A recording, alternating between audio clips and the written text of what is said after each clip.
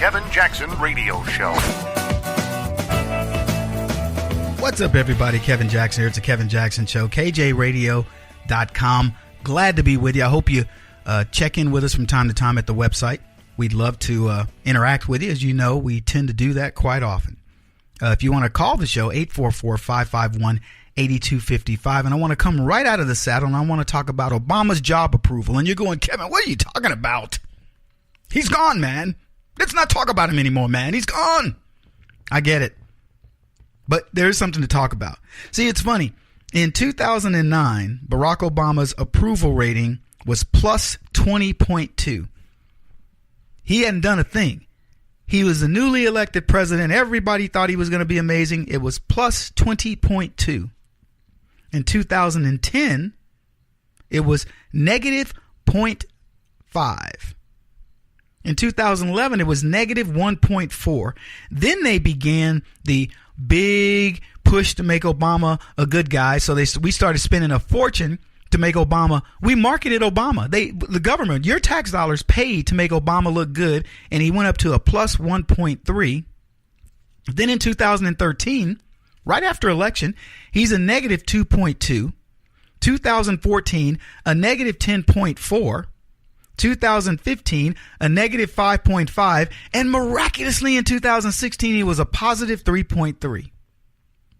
Now, I'll let you be the judge of how you think those numbers swung around so much, but here's what I can tell you. Obama had the biggest fall from grace of any president in history, and nobody ever mentions it. But here's what I really want to get to. I want to talk about Barack Obama's polling numbers after the fact, because they always, think about Donald Trump and they give us polls of Trump's approval of this, that, and the other. And I get it. It's president. He's the guy in charge now. But generally speaking, when they want us to believe the narrative, the left will give us something, something titillating. They'll tell us, well, look at Barack Obama. He's still very popular compared to Trump.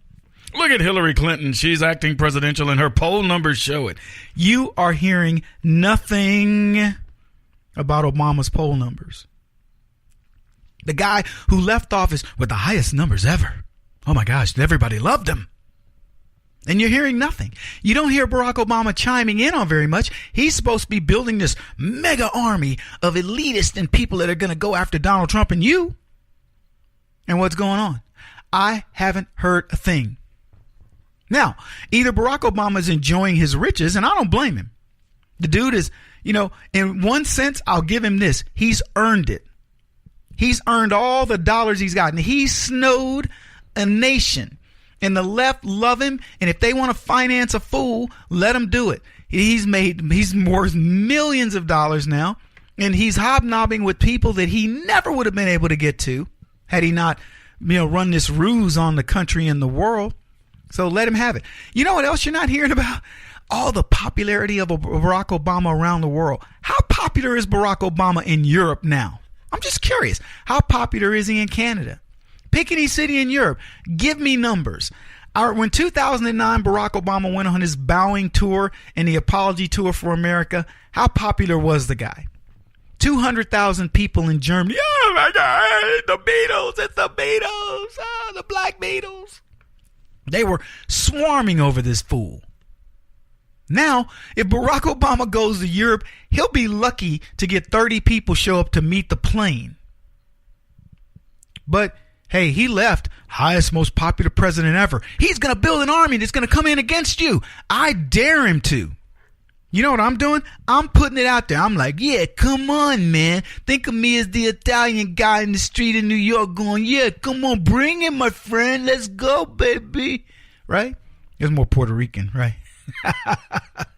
Either way, papi, I don't care. Okay? I go that route. Oh, I do the Italian dude. Okay? But regardless, I'm going, bring it. Bring it, leftists. Bring it, NFL black players. Bring it, Roger Goodell. Dude's made over $100 million in the NFL. Roger Goodell, do you know this makes more money than players? Than his football players. What year was it? 2011? $42 million this clown made. Jeez. With the numbers going down. Wow. I mean, talk about getting over. All you got to do is suck up to the left. You suck up to the left, it's a fortune out there. Anyway, my point is this. Barack Obama's popular, right? The left has their new better mission. They've lined it up, haven't they? They got black people now protesting at football games, taking a knee. What's next? Let me see some poll numbers. You know what's funny? You'd have to pay to get somebody to do a poll to tell you what Barack Obama is today. It used to be a time when they would just poll for Obama to go, I tell you what, let's do this. Let's demoralize the right. Let's poll for Obama. He's plus 17%. He's done nothing. He got a Nobel Peace Prize. Barack Obama, the most popular man in the world. He hadn't done a thing. Right? But they want you to know every single time. Look at him. Look at how great our guy is. Woo-hoo-hoo. But nothing now. Most powerful guy in the world, you think, right? He's got all this momentum. By the way, the left believes that a clown is following Barack Obama. Barack Obama's a clown, but they think Trump is. That's how jacked up their world is. And the clown is following Barack Obama. You would think they would be all over this. They used to give you a poll all the time about Donald Trump, didn't they? The last poll we gave, he was rising. It wasn't even a good poll, but it was rising. So let's not talk about it, because even if he rises a point, we have to admit that. You know what they don't want to admit? It doesn't matter what the poll numbers are. Trump is winning. Trump is kicking the NFL's butt. He's kicking leftist butt. He's just, he's ninja. The dude is a ninja to the left. They're beginning to wonder, you know what? Is this luck, or is this guy just really good? This latest thing has been amazing. I've done more media about Donald Trump and this NFL thing and the significance of it that is so much bigger. And you know what the funny thing is? People are now saying it. They're going, this bringing America back. Bringing people back to this idea that you are going to love this country, or we're going to tell you get the heck out, or we're going to dismiss you, Steph Curry. We're going to dismiss you, LeBron James. Think about this. LeBron James says the president is stupid. This is a dude that graduated high school with a 2.8. He's saying a guy that went to Wharton is stupid. That's how warped the left's world is. This is the Kevin Jackson Radio Show. Do you owe back taxes to the IRS or state? The secret to avoiding the IRS nightmare is to seek professional representation. My friends at Security Tax Associates provide the most cost-effective and ethical representation in the industry while helping to avoid seizures, levies, and wage garnishments. Security Tax Associates is here to ensure that the appropriate steps are taken to permanently eliminate any possibility of future tax burdens once and for all. For a free, no-obligation consultation, contact Security Tax Associates, 844-779-4177. That's 844-779-4177. 844-779-4177. Or visit them at securitytaxassociates.com.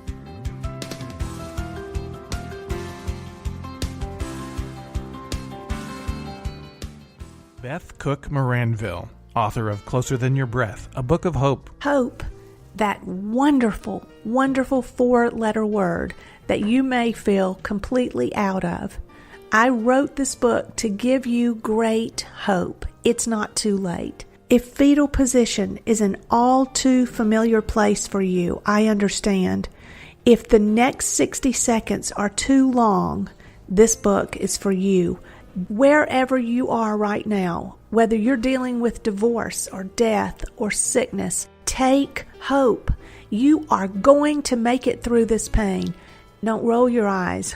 I've walked this road and I know it. The best is yet to come. Closer Than Your Breath, a book of hope from author and speaker Beth Cook Moranville, can be found on Amazon.com or Kindle.com. For more information, visit closerthanyourBreath.com or on Facebook at Closer Than Your Breath.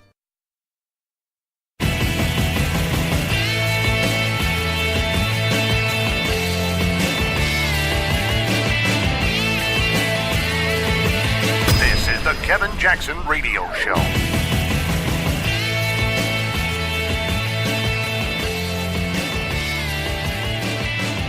Welcome back, everybody. Kevin Jackson here. Lots going on. We got Judge Roy Moore, who won his election, and he beat the guy that everybody, apparently the rhinos, McConnell and those people, wanted.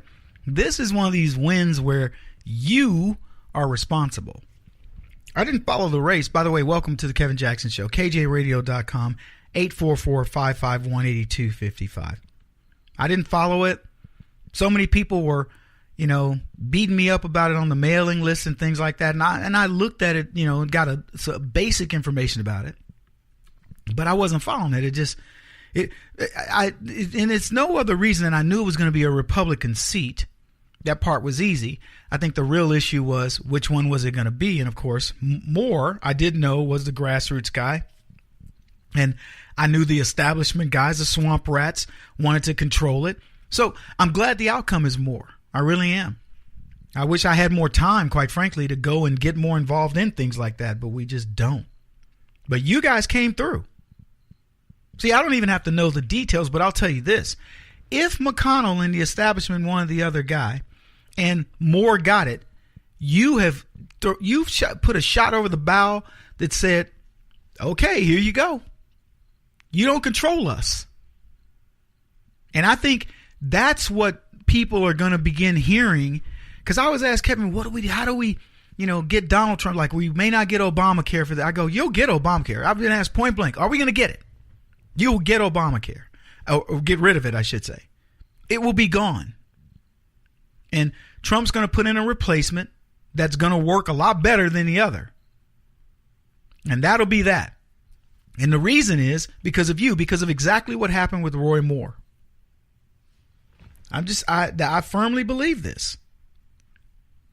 You have to have the grassroots support, and Moore got it, and that's de facto support for Donald Trump. Now, I think the reason why this was a little curious is because Trump did a little bit of I don't know, he gave a shout out to the other guy or something. I'm not sure the details. But that guy was like saying, I support Donald Trump's agenda.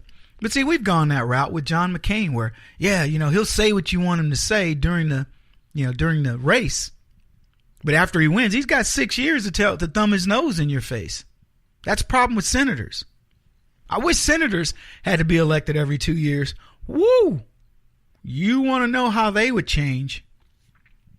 Anyway, I want to go back to this polling because I talked earlier about the fact I can't find any polling on Barack Obama post-presidency. If you know where it exists, let me know. You guys have looked, right? I mean, I'm not going to say my producers are the best at research. Is it fair to say that, guys? Come on. I mean, you're good, but you're not great at it. It's not like you're librarians. But anyway, you're good at research, but you're not great. So maybe somebody out there can find something. But I'll tell you this, I can't find anything. And here's the reason why I tell you we can't find anything. There's nothing good to report. They will give you the period. Oh, Donald Trump, he's made people mad. People are now mad at Donald Trump again. They're mad. Oh, geez, but he ticked up a little bit. But he's still mad. It's the lowest it's ever been at this point. But it did go up a little bit. It's funny how they couch his losses, so to speak. They have to make you look at the win. Donald Trump ticked up 2 points, but it's still lower than any president in history. Okay. Can we not celebrate that it ticked up? Apparently not. But here's some things where the cleverness of Trump are coming into play. So the NFL thing, right, is, I don't believe Donald Trump sat around with a strategy team and said, these NFL guys that are taking a seat, taking a knee, let's figure out how to get them. Any ideas? That didn't happen. I think Donald Trump just was, this is the way I do stuff. I look at the headline news and I'll go, okay, idea. And then I'll see something like, Kaepernick still trying to get a job. And I'll go, that fool doesn't deserve a job. He took a knee. And then I'll come on the radio and go, yeah, can you believe that stupid Kaepernick? He wants a job after taking a knee. And that outrage, I believe, is exactly how you tap into the outrage of the country. You're looking, and you're like, yeah, okay, tax reform, this, that, Russia, North Korea. And then something hits you. And so here's Trump. I think he's stumping for somebody. Maybe, I don't know which candidate in Alabama. And he goes, wouldn't it be great if these NFL owners were to tell these sons of blip, you need to get out of here, you're fired. How many people in America do you think were saying the same thing? Trump is looking at a Twitter feed. He's judging all these inputs. And I'm telling you, this is uncanny. By the way, this is the way many people get things done. Many executives. And I can only speak for myself. I do this exactly the same way. I look and go, what's outrageous? Just pouring through the news. But it helps you sort of get this big picture of where the pulse of the country is. And so we get a poll that says 72%, this is a CBS poll, 72% found Kaepernick's antics unpatriotic. Now, you would think the NFL would go, wow, 72%, that's unpatriotic. And they do pay us to do the national anthem. And we are in triage. Our numbers are dropping. We're losing our audience. But instead of adjusting it in favor of the people like you and me, they double down. Let's get everybody to do it. Let's have whole teams taking a knee and things like this. Because that's going to help. Prediction, NFL numbers way down this week. Prediction, have you seen a number of people burning their jerseys and stuff? Other paraphernalia of football, declaring, we will never buy any more NFL gear. I'm talking hardcore gear buyers. I don't buy a whole lot. NFL is not missing much with me other than my TV would normally be on the channel. My TV doesn't end up anywhere near an NFL channel. I don't. By the way, I don't leave my TV on any leftist channel. If you're just skipping by and you get ready to leave, I turn it on Fox or something like that. They measure all that stuff. 72%. In two recent polls that were both conducted within the past week, a majority of respondents said that they disagree with Kaepernick's decision to protest racial inequality and police brutality by not standing for the national anthem. In one poll conducted by Reuters, 72% of Americans say they thought Kaepernick's behavior was unpatriotic. 61% say they do not support the stance of Kaepernick as taking his decision not to stand during the national anthem. And that's only going to get worse for the NFL, for the left in general. Donald Trump made the poll. This is a poll saying, I vindicate Donald Trump. If you think you'll ever see those words on Trump polling ahead of Kaepernick, Trump polling ahead of the NFL. No, now it's about patriotism, and that's cool. Trump's okay with them polling against patriotism. He's one of the few guys that actually get the spotlight off of him. A very Alinsky tactic of the left is to attack the man. Trump got them now to attack the flag and the national anthem. That's genius.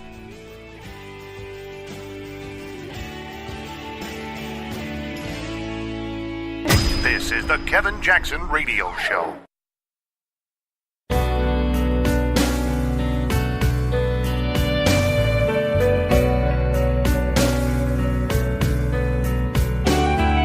This is the Kevin Jackson Radio Show. Welcome back, everybody. Kevin Jackson here. If you guys don't mind, I want to do something. I was on Hannity the other day, and we were arguing. I was debating some lady. I don't know her name. Sean calls her name out. And it was such an interesting discussion that I want to play the clip and let you guys sort of, hear it for yourself. Normally we wouldn't do this, but I think it's a good discussion. And in fact, it pitched Fox on having these debate series where we can talk about these issues. But I want you to look at how this woman answers Sean's question.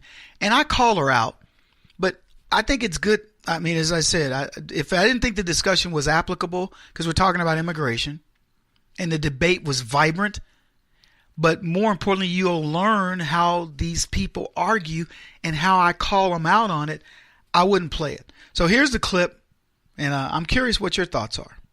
All right, joining us now to discuss and debate all of this, we have Emily Shire, journalist who appeared in the Washington Post, Daily Beast, and the New York Times, all three of my favorite places, and Kevin Jackson, Fox News contributor, executive director of the Black Sphere, who's been a longtime friend of mine, and he's a syndicated radio host. Welcome both of you back to the program. Emily, I'll start with you. Do you disagree with this merit system, this RAISE Act, and don't you agree that you have to have no English in America because it's the language of success? I mean, I think we have a history of, I can speak to my own relatives, ancestors coming in not knowing English and then learning it and also retaining some of their native language skills along the way. I'm not opposed to what I know of this legislation so far. I don't know if I would say English should be the prime prerequisite for admittance to our country. Well, I'm not saying it's the but isn't it in need of reform? And so, in other words, if we have limited slots available, we can't take everybody that wants to come into this country at any point. If we only have limited slots, shouldn't we first look for people that can contribute to medicine and engineering and to all the positions that we need to fill that are going to help grow the economy? And I'm not saying take people just based on what they offer, but for the most part, I mean, we want to make sure that they're not going to be dependent on the government from the first day they get here, right, Kevin? Well, you're exactly right, Sean, but I want to cover the language issue first because that's a hot topic. I can tell you, I just got back from Paris, and I've traveled throughout Europe, lived in China, lived in France for a while, and one of the major immigration issues, the barriers, and I'm thinking of Scandinavia right now, is people can't speak the languages. Whether you go to, say, Iceland is a difficult language. You can't just go there and expect to get work. So if you're going to immigrate to a country, you should respect that country enough to learn its language. It's going to give you a barrier to that. And what's funny, Emily didn't answer the question. She decided to tell you about a personal thing about her family. Look, it is a common sense thing to tell yourself, if I want to go to Mexico, I should probably go legally, and I'm going to have a lot easier time in that country if I speak the language. Why is it so difficult for leftists to just say the obvious? But they won't do that because they know by answering your question, Sean, it's going to set the narrative off the wrong way. Now, you can look at the other impediments to all the other things. Culturally, you should learn the culture. Before I lived in France, I learned the culture of the French. Was it absolutely necessary? No, but it was a good thing to learn because it endears you to the culture you're going to. Final point, I didn't go there to change the culture. I went there to embrace it. Emily? Well, I think what we're missing in this whole debate is that the bigger issue with this bill is that it's going to slash legal immigration by leaps and bounds.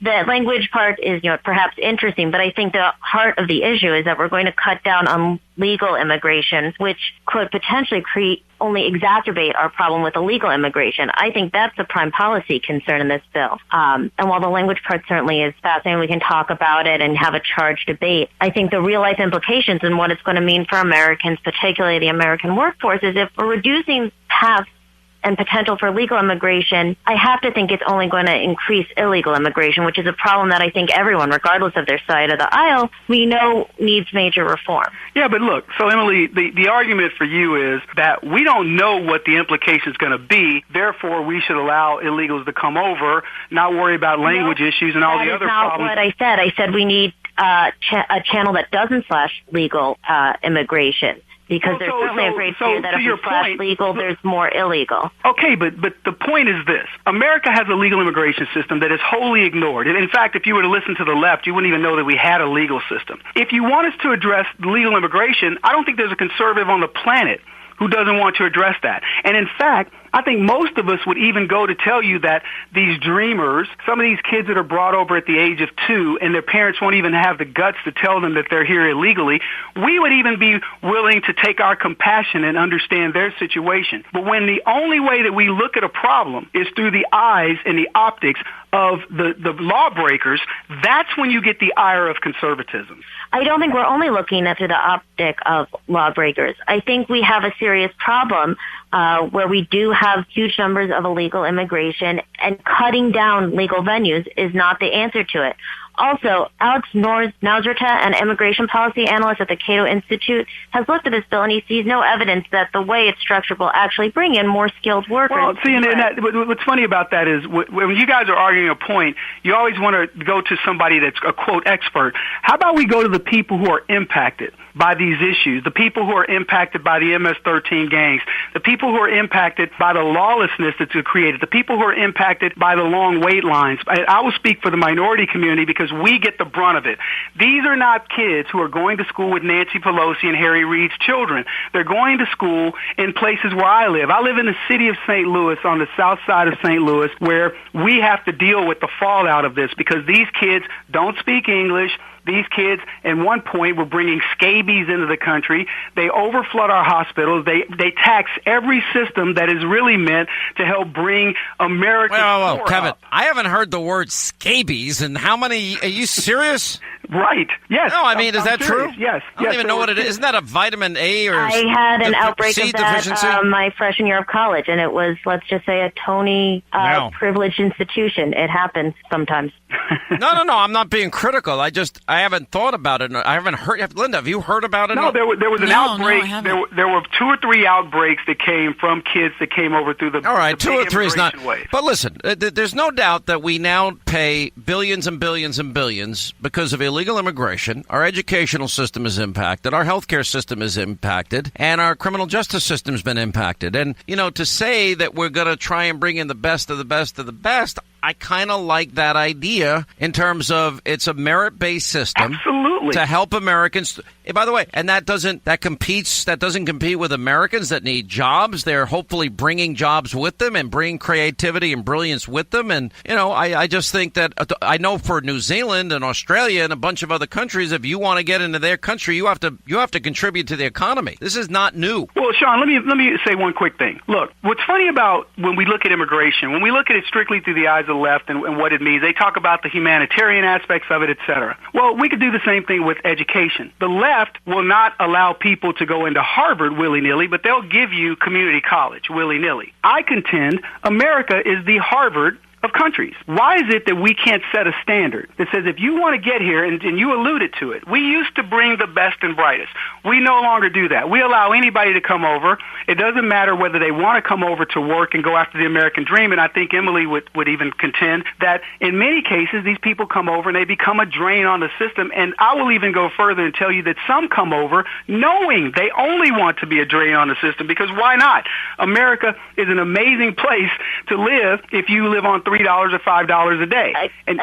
I would just like to counter. Studies consistently show that immigrants as a whole commit crimes at lower rates than native-born Americans and actually contribute tremendously to our economy, regardless of skill set level. And I can certainly tell you, and I know you're going to harp that it's a personal anecdote, but I don't think I'm the only one, that my ancestors who came over did not necessarily come with tremendous skill set, but they worked hard, and then their children worked hard and became educated. And I do believe that is part of the American story. And I don't think reducing legal venues for immigration is the way to maintain that ideal. Emily, first of all, you keep talking about your people coming over. It sounds to me like this wasn't in the last 20, 30 years. We're talking about for decades ago. We can all concede that the immigration system at the time brought over people that didn't speak the language and all that, but they came over with a work ethic.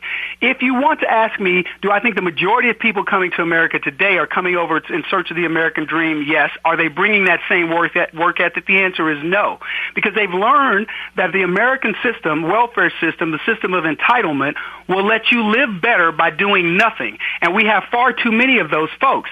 Welcome back, everybody. Kevin Jackson here. It's back to being my show and not Sean's show. But I wanted to play that clip just to show you that when I'm arguing with these leftists, they want to reference there was a Cato study, there was a this study, there was a that study. I don't need studies to tell me what I intrinsically know. And what it does is it makes you believe that academia must know more than I do. They've studied the problem. Well, who's studying the problem? Have you thought about this?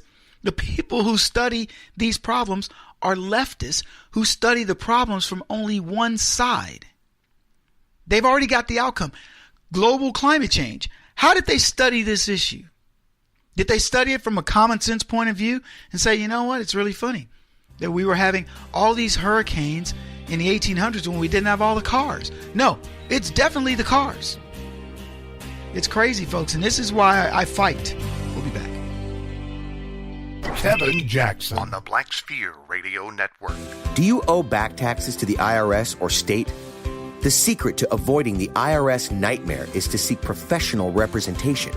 My friends at Security Tax Associates provide the most cost-effective and ethical representation in the industry while helping to avoid seizures, levies, and wage garnishments. Security Tax Associates is here to ensure that the appropriate steps are taken to permanently eliminate any possibility of future tax burdens once and for all. For a free, no-obligation consultation, contact Security Tax Associates, 844-779-4177. That's 844-779-4177. 844-779-4177. Or visit them at securitytaxassociates.com.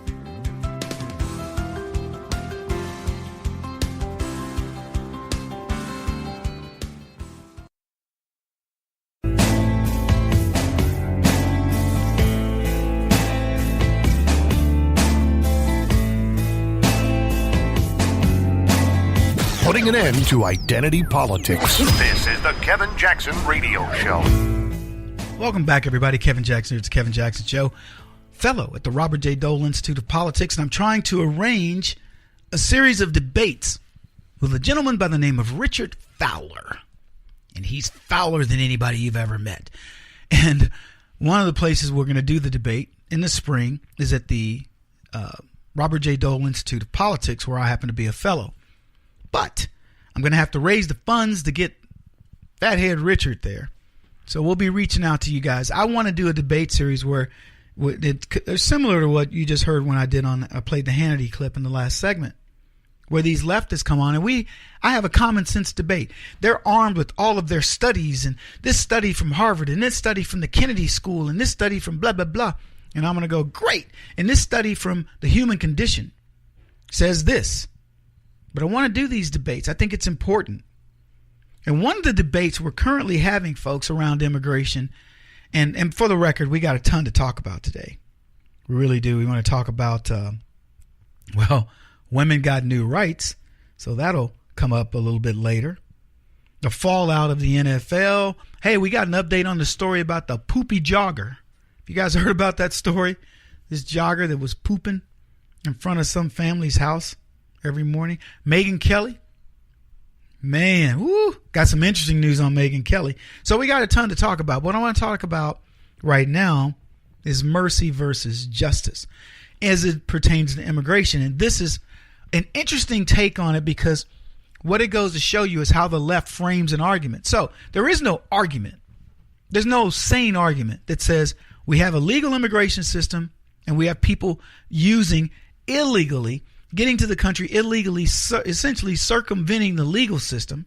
And oh, by the way, putting a burden on the taxpayers that we shouldn't have. Now, the left will argue it. Well, Kevin, come on now. They're cost positive to the economy. I played a clip where the lady goes, my family came over and they had nothing. They built themselves into this, that, and the other, and they couldn't really speak the language and all that. Really? How long did it take them to become productive? Really. Now, I'm not telling you everybody gets over here and they immediately start using the hospitals and using the schools and using welfare and all that. But her family came over decades ago. Most of the social programs we had were just getting cranking or, barely being, they were being used by Americans. You wouldn't dare come to America and ask to get on our system. Nowadays, you come over and you dare. You come over and go, shoot, man, I can get on welfare. I can get food stamps. I can do this illegally. I can get a driver's license. There are people, don't you think for one second, who don't specialize in this stuff. So here's what we're going to do, Raul. We're going to bring you over to California where they're going to let you get a driver's license. So now you can work. We'll get you fake green card, real green card, whatever. We'll marry you off there. You name whatever part of the system is broken. I guarantee you there's a profiteer taking advantage of it. Guarantee it. But the discussion for the left migrates from the reality of it, which is what is the justice here? You are penalizing United States citizens. You are doing things that are, quite frankly, illegal, unconstitutional, making sanctuary cities of people, allowing criminals to come in and kill us and, sex traffic and sell drugs and a host of other things. And they go, oh, there you go. You know, you're xenophobic. Oh, and by the way, you're racist because most of these happen to be Mexican. So they spin it around on us. And then we end up in a battle. Mercy versus justice. And I thought to myself, what a great discussion. Mercy versus justice. So the left says, you need to show mercy, Kevin. Mercy to the dreamers. The kids who came over here and didn't know. What about the kids who came over here and did know that are dreamers? They knew they were illegal. I know they're young. They didn't say to mom and dad, Mom, you know what? Why are we sneaking around? Dad, why are we sneaking into the country? I'll tell you this. If I was 6 years old and we were sneaking into a country, I'd know something was up. I'd know it. I'd know by the way we live. So look, I understand it. I get the whole dreamer thing. But what about the people who just come over, no kids, and take advantage of us? They say, well, Kevin, they need mercy. They're obviously leaving their countries because they're in dire straits. So I've been talking to these illegals. I talked to a couple of them. I'm not going to say I've taken a whole litany of them, but I remember this one in particular. A guy was in D.C. and he admitted to me right there, I'm illegal. He's got a wife, 2 daughters, and he says, yeah, I'm illegal. One of his daughters born here, one of them illegal. So she's got issues coming up. She's a dreamer. And I said to him, well, look, he's bartending. He's like, man, Kevin, I own my house. I pay for my car. I do this, And I'm like, well, good for you, man. But you're here illegally. Like, yeah. I said, so look, let's just talk real. So you're escaping some sort of oppression. He's like, no, not really. I said, so nobody's after you, No. I said, well then, so you're looking for opportunity. He goes, yeah, kind of. And I go, yeah, because, there's no jobs where you are. He goes, nah, not really. He goes, there's jobs. I said, really? He goes, yeah, we have jobs. He says, but our jobs, Kevin, I make 1/10 or whatever amount. It was a small amount per day. Then I make here. And he goes, and I have to work in the sun like 12 for 13 hours, whatever. A lot. So let me explain what's happening. We've got all kinds of rules, right? We've got union rules. You can only work this many hours. You get this many breaks. You get this much lunch, blah, blah, blah. You can't be ripped off on your paycheck. If you work this many hours, you get overtime. So we got all these rules. Some are union. Some are just federal government now. These are the guidelines for work. So in Mexico, where this guy is from, he didn't have that. So he left. He says, I love it here. I get my breaks. I get my lunch. I get this. I show to work. I get my overtime. And in this particular case, he's a bartender. He's like, I'm not working out in the hot sun, and I make a ton of money. For me, I send money back to take care of, people in Mexico. So that system is really working out well for him. But here's where it fails. And the left doesn't care. So this guy's got a grievance. He's going, look, in Mexico, I got to work 12, 14 hours a day. I don't get paid overtime. Sometimes they rip me off. I don't have insurance. I don't have this. They can fire me. So he's got all these different things that could happen to him. So he says, screw it. I'll go to the United States where the rules are so much better. Has Mexico learned anything? Has Mexico said, you know what? Because couldn't you compete if you're working your people to that degree and you still can't compete in the world? Shame on you. It's practically slave labor. I want you to imagine what I'm talking about. These guys he worked for a builder in the hot sun. So you're a builder in Mexico, and you're getting people to do things for 1/10 of what it would cost to do in the United States, and you can't be competitive. I would have a crew of them over here working. Get what I'm saying? I'd have, and apparently America doesn't even care. So I would be doing all this stuff over here. I would be the richest guy on North America if I took the tact of some of these guys. So here's what I'm getting at. This guy leaves his country so he can come to America where the rules are established. But what he should be doing is he should be fighting for the rules in Mexico. We've created such an attractive ecosystem that this guy who has a choice, he makes the painstaking choice to move thousands of miles away, raised his kids illegally. He himself, he became I think he said he started out washing dishes and all that, and he finally worked his way up to bartender. But it was worth changing his life because it was too enticing. So instead of us saying to Mexico, look, enforce regulations to your business, make sure your people stay there, we go, no, bring them over. But they say it's more merciful, their act, it's merciful to entice them to come over, live under the radar, work to finally get the American dream, blah, blah, blah. And it improves us while leaving Mexico stranded. What about the workers this dude left behind? He's got enough sense to know why he's leaving. What about them? They may just be used to the system. Maybe he's the Cesar Chavez of Mexico who says, look, I want rights for my workers. I want them to have, 8-hour days with a lunch break, with breaks. And, we need some benefits. And we also need safety measures and so on. How did we become a civilized country if we, if things didn't happen? That evolution isn't even being allowed to occur in Mexico because there's nobody there to fight for it. They all come over here where it already exists. Now, which is more merciful? Which helps Mexico more in the long run? What I'm talking about or what they do? You know the answer. Our justice is mercy, you fools. That's what I say to the left.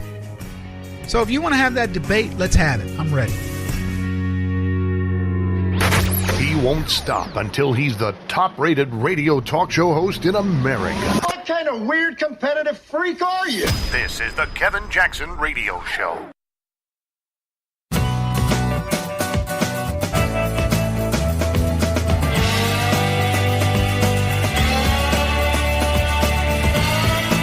This is the Kevin Jackson Radio Show. Welcome, everybody. Kevin Jackson here. It's the Kevin Jackson Show, KJRadio.com, 844-551-8255. If you want to contact the show, the fallout has begun. It's already been underway. It's already hit the NFL. I talked to you guys the other day and told you that these guys are having to make up ads. CBS and NBC are having to make up ads that they've lost because of the lack of viewership, the number of eyes that get to see these ads. And now they're having to give away ads. And they've been doing this now for the last couple of years, but it's bigger now. It's 20%. That's the most they've had to give away in years to make up for the loss. Normally, they're able to raise the rates the next year because they're like, shoot, the football's right as rain. NFL, that's like printing money. Not anymore. They're bar after bar is reporting we no longer are going to carry football games. You can bet the same will be true of basketball. So, you know what? If America's sport needs to become soccer, it'll become soccer. Baseball. Let's see what baseball does. Because one of these sports is going to say, you know what? We're taking a stance. I think it'll be baseball because you don't have as many prima donnas in baseball. Takes too much hard work to get there. And you say, oh, Kevin, takes a lot of hard work to get to be in the NFL. It does. But you can affect the team more. In baseball, they got minor leagues. They got AAA ball players waiting for you to take a knee. Oh, yeah, baby. Go ahead, take that knee. But the other fallout is these guys are losing endorsements. Now, I want you to consider what usually happens with the endorsement deals. It's usually the left threatening us. If you do so-and-so, we will boycott you. We do boycotts normally. But what we've said is, okay, NFL, here's what we're going to do. We're going to quit watching you. And the capitalists in America are watching these numbers drop. I'm talking precipitously, just boom, boom, boom, boom, boom, boom, boom. Not gradual. Not like, oh, we had a little of a tick downward. No, we're talking about dramatic. 10, 12, 15, 19, 20 points. And they're saying, wait a minute. The temperature of the water has changed. Or maybe the flow of the ocean. It's changed. We got to go with a whole different flow. So they're looking at these people and they're going, look, you may be 68% or 70% of the NFL, but the people who watch you are white folks. That's who's 70%. And you know what they're telling us? they can't stand you anymore. So they're losing deals. Now, I don't know, my hope is that I can pick up a deal or two, But yeah, these guys are losing deals. And I got to tell you, I'm not mad at them. I'm happy that these capitalists have finally said, you know what, enough is enough. Now, Nike stood behind the players. Fine, Nike. I'm going to tell you this right now. I won't buy any more Nike shoes ever again. That's a fact. I won't allow my kid to get them. Nobody's buying Nike shoes in our household. May not have that big of an impact, but it may have some. So we'll see what happens. But I love seeing this turnout, this change of things. This is what we've needed. This is the type of correction that's, I don't know, it's probably decades overdue in terms of political correctness and left-leaning. I mean, come on. How much of this can we take, folks? How much are you willing to take? When you go to watch a football game, is that what you expect? The national anthem gets played and you watch guys take a knee. I'm insulted. I seriously am. Beyond the level that I can explain to you, I'm insulted. I was insulted when Kaepernick did it. 9 players did it, and you could count them on your hand, on both your hands, obviously. But now we have hundreds doing it, and they say, "Oh, we're not doing it for the anthem." Well, then why didn't you do it before? One of my friends wrote to me and said, "Kevin, ask this very simple question: if you're not doing it against Trump, and it was about the anthem, then why didn't you do it before? Why is it when Trump made a comment about the 9 guys that he wished that the owners would fire, suddenly we got to have a mass, revolt against Donald Trump, which, by the way, is still a mass revolt technically against the national anthem and the flag, because if it isn't against that, why are you revolting against Trump for making a statement that said, as a president of the United States, the person who is the top sales guy, the marketing arm of this country, I don't think you should be doing that to the flag. And you go, it's now against Trump. How beautiful of him to do this. Oh, you wanted to be against me. You weren't willing to take a knee yesterday for the cause, right?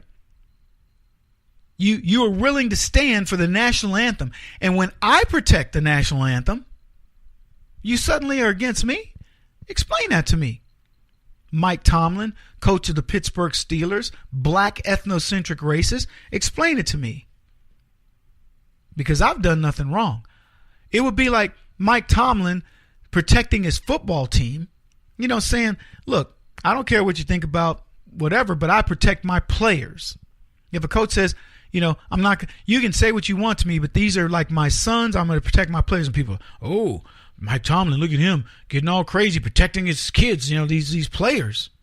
You'd go, what do you expect him to do? So-and-so, he's a terrible running back. Hey, he may not be the best running back in the league, but he's an amazing talent for us, and we're happy to have him. Can't believe he said that about that running back. Look at Mike Tomlin. He's awful. Anybody that would say that about my running back is an SOB. I can't believe he said that. That's what you do. Donald Trump's protecting the country. That's what his goal. That's what his job is. Not his goal. That's his job. It is a goal, but it's just amazing. Anyway, we got a lot to talk about. Hillary Clinton gets attacked. That's an interesting story just in and of itself because of the person who attacked her. I want to cover Megyn Kelly this time too. I think we need to talk about Megyn. It's been an inauspicious start for her at NBC, to say the least. And I happen to like her as a person. Megyn's a fun person. But it's funny to watch her pivoting away from politics and trying to become part of pop culture and not having as much success. And then, of course, we must talk about this new incident, this thing that happened for the ladies. It's mind-boggling, earth-shattering. You'll see. This is the Kevin Jackson Radio Show. Do you owe back taxes to the IRS or state? The secret to avoiding the IRS nightmare is to seek professional representation. My friends at Security Tax Associates provide the most cost-effective and ethical representation in the industry while helping to avoid seizures, levies, and wage garnishments. Security Tax Associates is here to ensure that the appropriate steps are taken to permanently eliminate any possibility of future tax burdens once and for all. For a free, no-obligation consultation, contact Security Tax Associates, 844-779-4177. That's 844-779-4177. 844-779-4177. Or visit them at securitytaxassociates.com.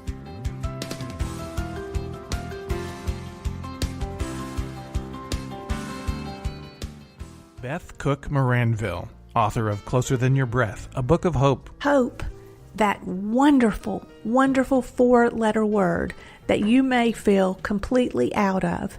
I wrote this book to give you great hope. It's not too late. If fetal position is an all too familiar place for you, I understand. If the next 60 seconds are too long, this book is for you. Wherever you are right now, whether you're dealing with divorce or death or sickness, take hope. You are going to make it through this pain. Don't roll your eyes. I've walked this road and I know it. The best is yet to come. Closer Than Your Breath, a book of hope from author and speaker Beth Cook Moranville, can be found on Amazon.com or Kindle.com. For more information, visit closerthanyourBreath.com or on Facebook at Closer Than Your Breath.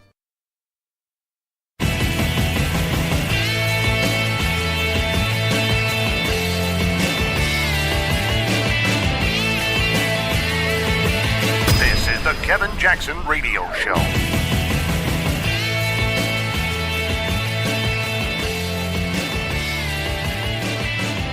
I'm trying to learn to pick my battles when I date girls. I usually argue with women all the time, man. I'm stupid like that. You know? Like, I dated this girl one time. She was, like, really into, like, women's issues. So we used to always have these dumb arguments. Like, one time she came up to me and she goes, okay, explain this to me, Bill. Why does a guy make more an hour to do the exact same job, huh? I go, I'll tell you why. Because in the unlikely event that we're both on a Titanic and it starts to sink, for some reason you get to leave with the kids and I have to stay. Yeah, that's why I get the $1 more an hour. No, it's $1 an hour surcharge. That if some up happens, either I can't leave or I gotta like get in the way of it to give you a head start, like rabid dog, run honey, one Mississippi, Mississippi. You hear a bump in the night, I gotta go check it out, like yes, he does have a knife. Anytime there's a hostage situation, who do they negotiate for first? Well, at least let the women and children go. Well, what about me? Bullets hurt me too. What the f*** do I gotta stay in the vault?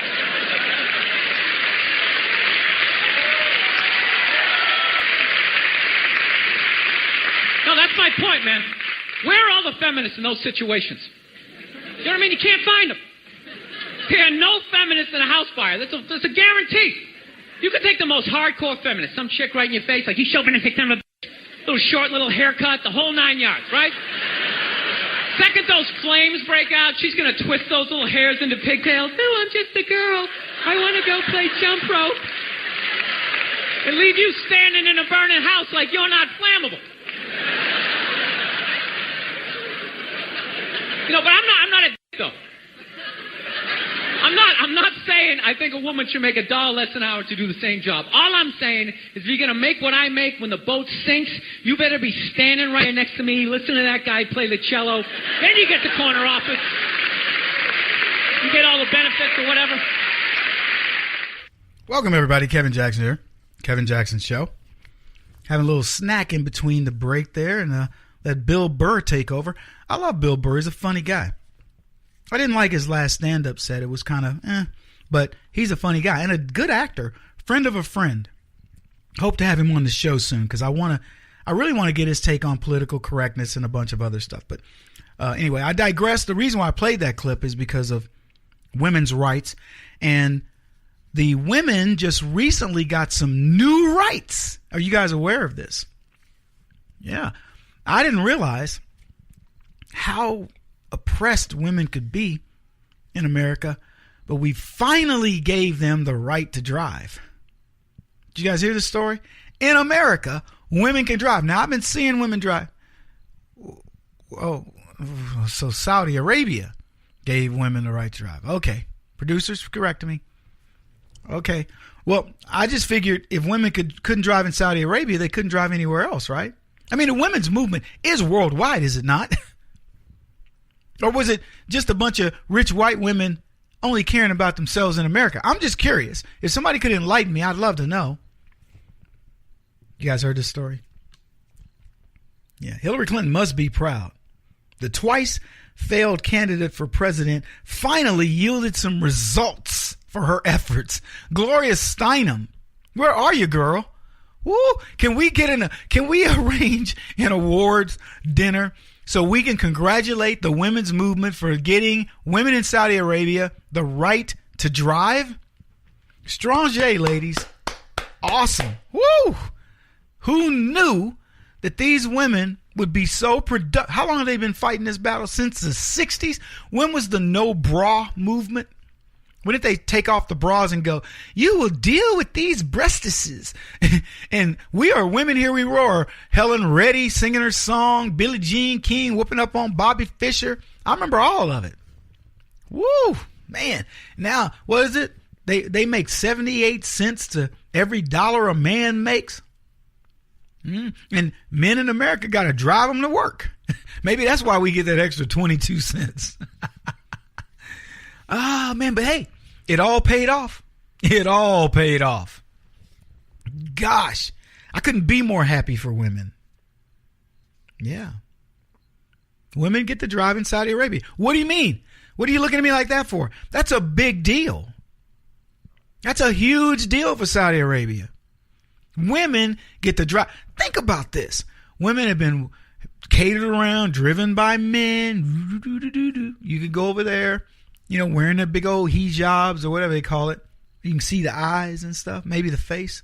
I don't know which one they have in Saudi Arabia. Here's my curiosity. What do you do if you're a tourist in Saudi Arabia and you go over there and you say, hey, Enterprise, I want to rent a car. I tell you what, let's do this. Let's say it's Bill Clinton. Bill Clinton goes to Saudi Arabia. He wants to rent a car. And he says, well, will your lady be Monica? Will she be driving the car? And then Bill goes, well, yeah, I'd like to get Monica approval to drive her. Kathleen, and then pick ever which one you want. Hillary, take your pick. Paula, I want him to drive the car. Maybe he's got a harem. Bill Clinton's got all his women friends, his ladies, his harem of women. And he goes to Enterprise and they say, we'll pick you up. And he goes, okay, great. So I'm here with my 6 women and I need somebody to drive. And he goes, I'd like to make them all authorized drivers. What did you do? What did they do before this? You see how big this is? Hillary Clinton can now be a driver on Bill Clinton's contract in Riyadh, Saudi Arabia, or wherever in Saudi Arabia. In the kingdom, Hillary can now drive her own car, probably in the presence of a man only. But she can at least drive her car. This is huge. This is big. What next? Women will get to do their own honor killings? Now, just think before you rule it out. I mean, who would you rather be stoned to death by? Would you rather be stoned to death by a group of your peers? I'll put it to you in black terms. The NFL football players who take a knee, I would venture to tell you, if they said, you're going to be stoned to death, would you rather be your homeboys or would you rather be a group of rich white men? I'm going to bet you that the brothers say, I'd rather be my homeboys. Because they want their homeboys to live with that horror for the rest of their lives. Woo, man, this is a big deal. I'm just saying, women, leftist women, I didn't think you had it in you. But you got together, you pooled all your resources, and you have finally done something really big in the world, getting these women to drive. George Bush, when he waged war on Iraq and Saddam Hussein, I'll never forget seeing the first two women who had graduated from college post Saddam Hussein. And I thought to myself, that's pretty interesting. Maybe the women's movement will look at George Bush and go, you know what? What a stand-up stellar dude. But they didn't. Yeah. I'm sure somewhere, though, in Riyadh, they plan to erect the statue of the woman who made all this possible, Barack Obama.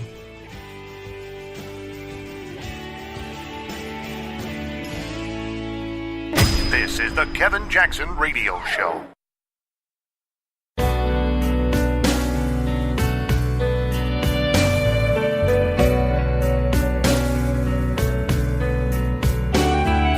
This is the Kevin Jackson Radio Show.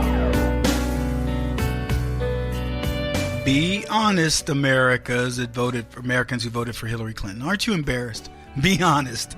Come on. It's the Kevin Jackson Show. Welcome, everybody. KJRadio.com, 844-551-8255. Hillary Clinton, if she were the commander-in-chief, she would be saying to young black NFL players, it's okay if you disrespect the flag. It's okay if you disrespect the national anthem. It's okay if you disrespect America. You know why? Because I'm your commander-in-chief right now. This idiot who thinks she can deploy troops and ships to go help the people of Puerto Rico. This delusional bat case. Unbelievable, Hillary Clinton. If you're not embarrassed, I'm embarrassed for Hillary Clinton. And let me tell you, that's tough for me because I don't care anything about her. I'm embarrassed for her. This is a woman running around, still blaming everybody, trying to sell a book that nobody wants. Look, I dare you. I dare any of you leftists who are like, Kevin, you're jealous, or what all the other litany of excuses and things you guys say.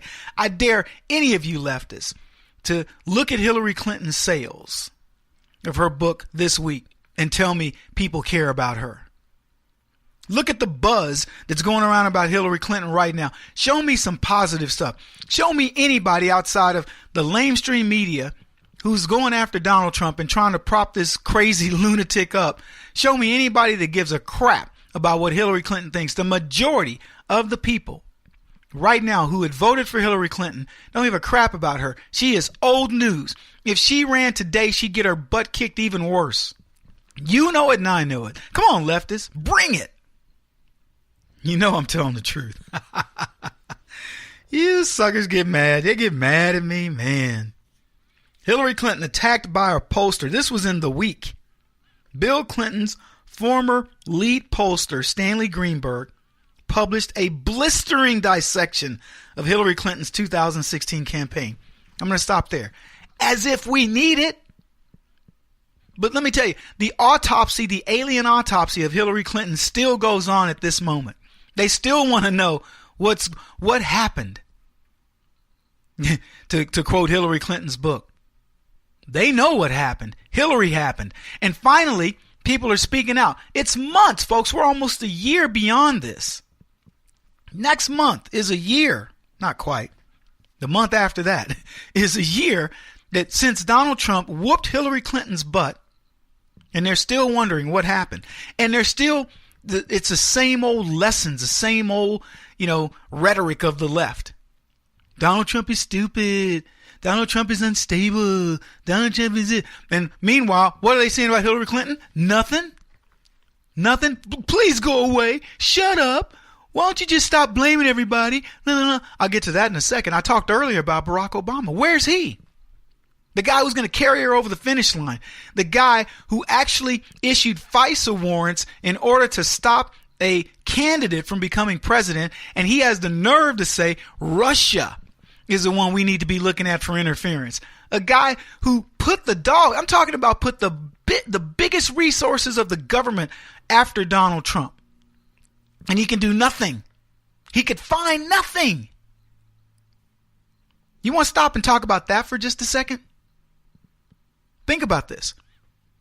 They first said, we're going to look at Donald Trump for his ties to the Russians after he made this comment because they thought they'd find some dirt on him. And they didn't. They went after everybody. Manafort. What's going on with Manafort? Oh, they're going to convene a grand jury on Manafort. 2-3 weeks ago, Manafort was all the news. Nothing's happened. So it was Manafort, then it was Jared Kushner, then it was Donald Trump Jr., then it was some Russian lawyer and all these other things, right? So you got all this stuff going on about Donald Trump and the Russians. They issue FISA warrants, find out there's nothing there. They have to remove the FISA warrants from Manafort and put it into just a criminal activity, which they can't prove because it doesn't exist. Manafort's issued all of his, here's my emails. So did Donald Trump Jr. Here are my emails with meetings. And then, you know, the biggest beef they have today? Oh, the Donald Trump team's using personal emails. Hillary Clinton, the woman who wrote the book on the use of personal emails for skullduggery, has the nerve to talk about the Trump team using their personal emails. They may have used their personal emails, but they're saying, here they are. We're not deleting them. We're not bleach bitting them. We're not beating our hard drives and our phones with hammers. But Hillary Clinton, I'm just telling you, they want her to go away. Will you just go away, Hillary?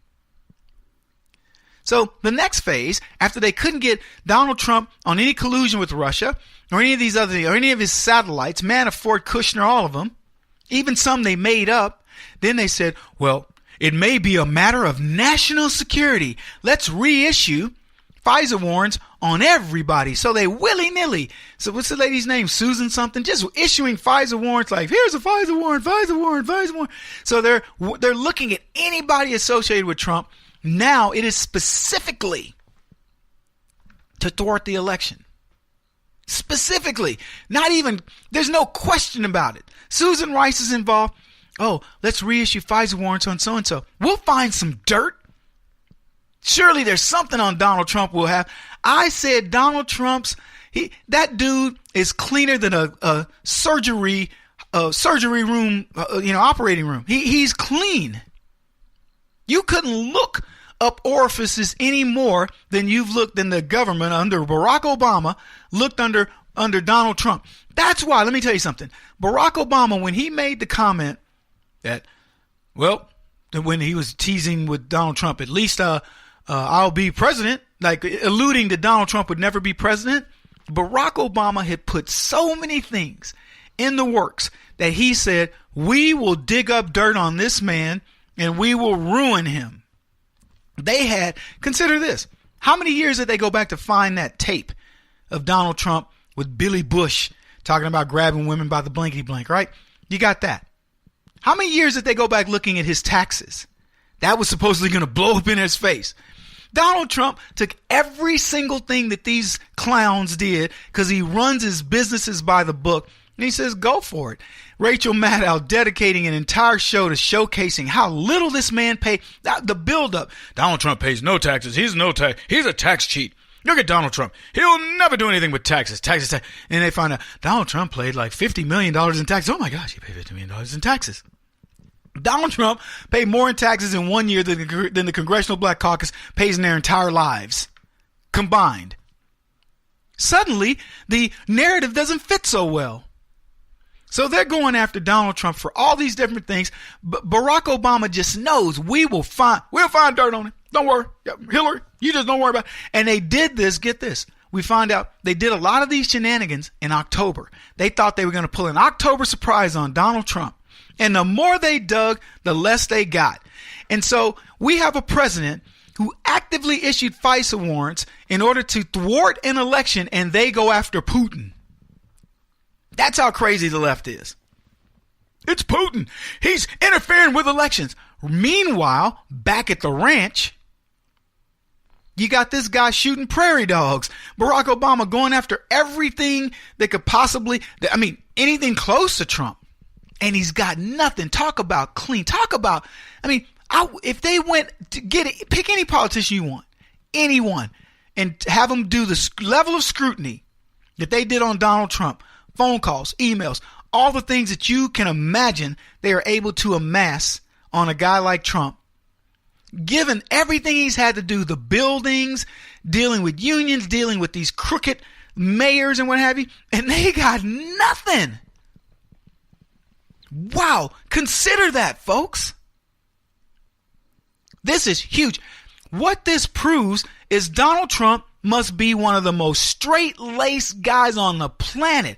And the left can't handle it. Because let me tell you, you put that level of scrutiny on any of those suckers, and so many dominoes fall, so many people are in prison, your head would spin. That would be a perp walk that would last a long time. So I love this. I love watching this all play out. How Donald Trump, we're going to get him. Somebody says they're going to impeach, who is it? Al Green, Representative Al Green, a member of the Congressional Black Circus. He's a Congressional Black Circus clown. Al Green wants to impeach Donald Trump because of what he did to the NFL. And Maxine Waters says, it doesn't even matter what we impeach him on. We can impeach him on whatever we choose. Whatever we choose to impeach Donald Trump on, we're going to impeach him on. And there ain't nothing he can say and nothing he can do. Really? James Brown. Oh, man. You got Sheila Jackson Lee kneeling on the floor. Solidarity with the NFL players. Do I need to tell you how this Congressional Black Circus clown out of Houston, Texas, what she's done to her people there?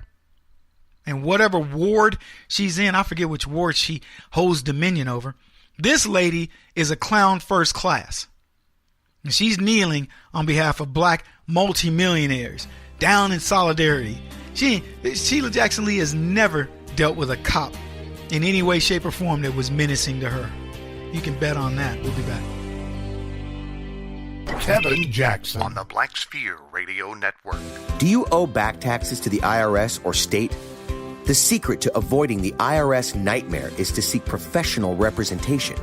My friends at Security Tax Associates provide the most cost-effective and ethical representation in the industry while helping to avoid seizures, levies, and wage garnishments. Security Tax Associates is here to ensure that the appropriate steps are taken to permanently eliminate any possibility of future tax burdens once and for all. For a free, no-obligation consultation, contact Security Tax Associates, 844-779-4177. That's 844-779-4177. 844-779-4177. Or visit them at securitytaxassociates.com.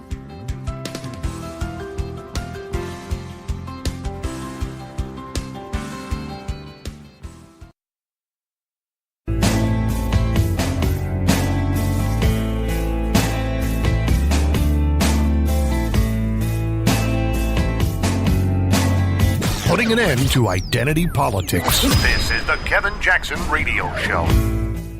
Welcome back, everybody. Kevin Jackson here, KJRadio.com, 844-551-8255. Go check us out, racepimping.com, my book, teapartycommunity.com, if you want to be part of the next wave of the revolution. And I hope you will join us. Is it me, or does Barack Obama look like he's 150? Have you seen this dude? I'm not even kidding you. I saw Barack Obama, and I don't know, I don't know about makeup and all that. Sometimes I have makeup on the TV. Most of the time I don't. To me, it's a waste of time. I'm just too pretty. No, it isn't that. It's just that they charge for these makeup artists to come in like $100, and honest to God, they powder me, and I don't have the heart. It isn't my money. It's Fox's money. But I look at it as, you know what? If I look a little tired or whatever on TV, but my content is good, and I save Fox $100, I'd rather do that. Because I do, 3, 4, 5 hits a week sometimes, and it's a lot of money. So I'd rather that money get saved. But anyway, they just powder. They give me a quick little, thing here and there. I almost could do it myself, to be honest with you. I don't know. It's just a little too gay for me to be doing my own makeup. Even though my friends, I have buddies that are all male and they do their makeup for TV. But I don't know if Barack Obama has a makeup artist, wears makeup. He has to. Because Michelle, you do not want to see Michelle Obama without makeup. I'm just being honest. You know what Oprah looks like without makeup, right? Okay. You've been warned. So I don't want to see it. So you would think that Barack would say, hey, Michelle, can I use your makeup artist? before they go out in public. But man, I'm telling you, I saw this guy.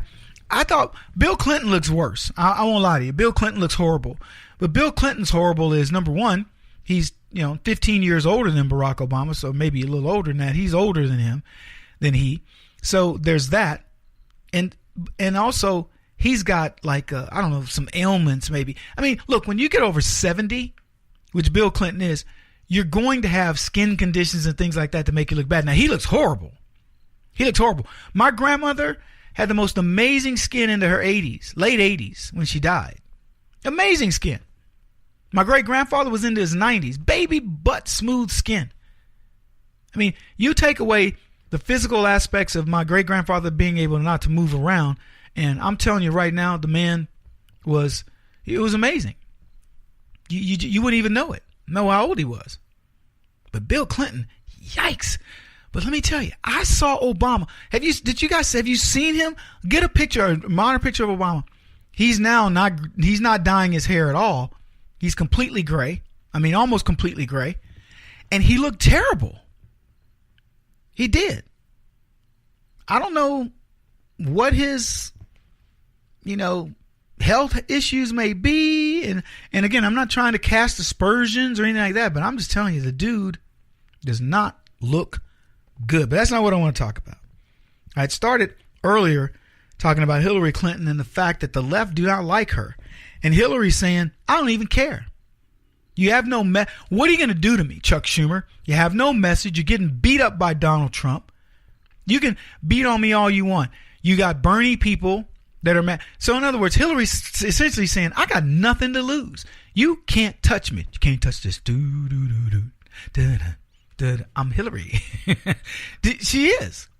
She's mocking them. She's taunting them. Multiple people. Hillary, go away. Whatever. They have marginalized her. Chuck Schumer said Hillary needs to stop blaming other people, start looking at herself. I could go on. Many people. They want to make room for other folks. Who have you been hearing talked about other than Hillary? Think about it. You heard about Kamala Harris? The Indian lady? She's like Greek and Indian or something like that. You heard about her? No? You heard about Bernie Sanders? Chuck Schumer? Who do they have? Who's going to run in the next series of elections? Cory Booker? Who? Hillary Clinton is still soaking up the cycles, and the sad part is nobody even gives a crap at the left. Let me tell you how much ground these people have lost. All you got to do is pay attention to what I'm telling you. They've lost ground in practically every way, to the degree that Hillary Clinton remains relevant. How scary is that?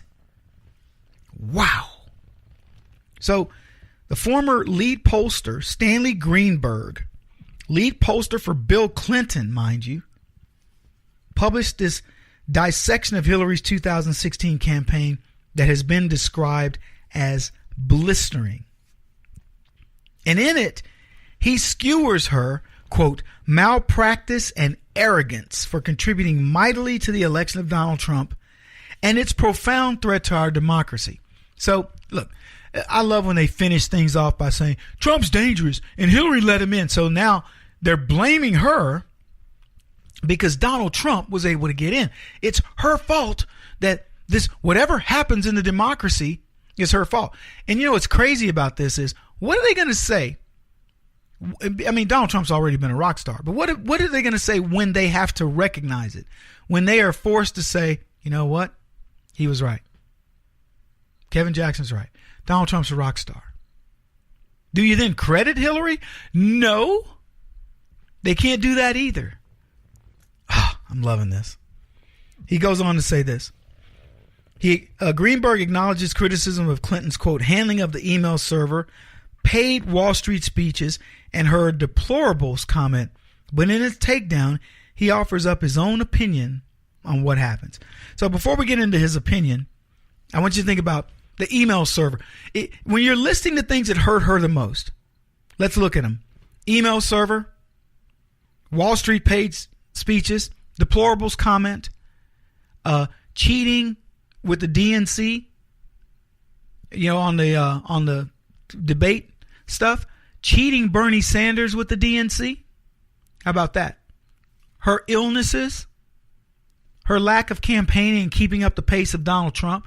So that's kind of my little short list. Relying too heavily on Barack Obama, pandering to the left, not reaching across the aisles. I mean, I could go on, but those are the main things. But here's what this guy says.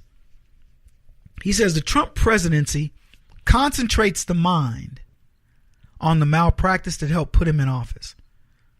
The malpractice that helped put him in office. Okay. He says, for me, the most glaring examples include the Clinton campaign's overdependence on technical analytics, its failure to run campaigns to win the battleground states, the decision to focus on the rainbow base and identity politics at the expense of the working class, and the failure to address the candidate's growing trust problem to learn from events and reposition. Now, if you look at those individually, so first thing he says is they relied on the analytics. No question about that. I don't know whether that's good or bad. It's not even for me to comment on what I think of the analytics. You run analytics and you live and die by them. I think what they did is they ran analytics, and they ran analytics to suit what they wanted the outcome to be versus really testing. So that may be the biggest thing I could say there. The battleground states. I just recall distinctly when Hillary Clinton says, I'm leaving Pennsylvania, and I know Pennsylvania, and I believe Michigan to go campaign in Texas. And everybody said, why are you doing that?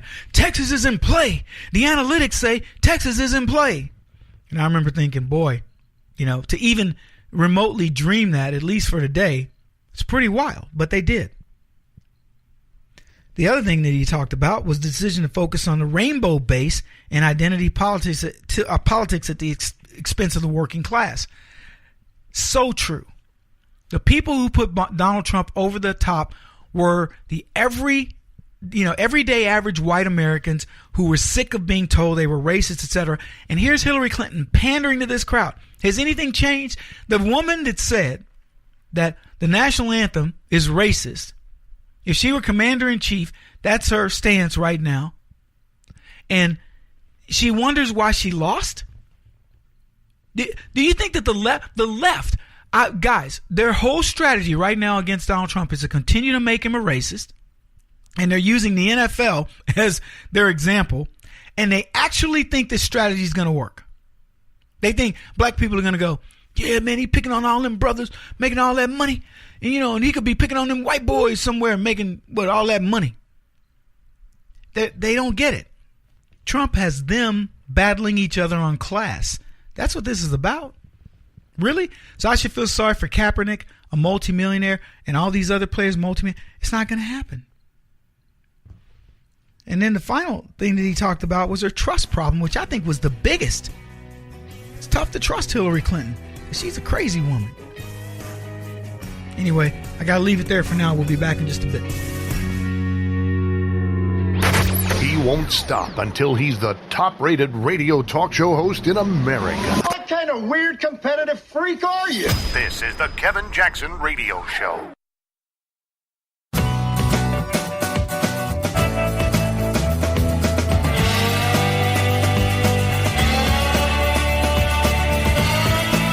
This is the Kevin Jackson Radio Show.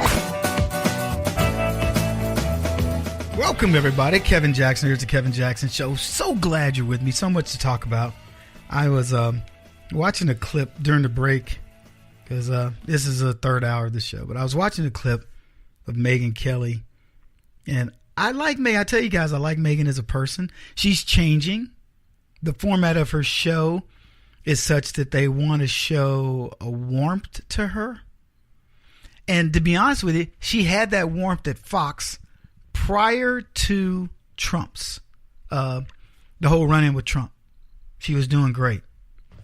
I remember I'd go on the show and I'd remind myself to be very, to be my normal personality. Don't be that that stodgy guy that's just giving back answers, but sort of engage with her.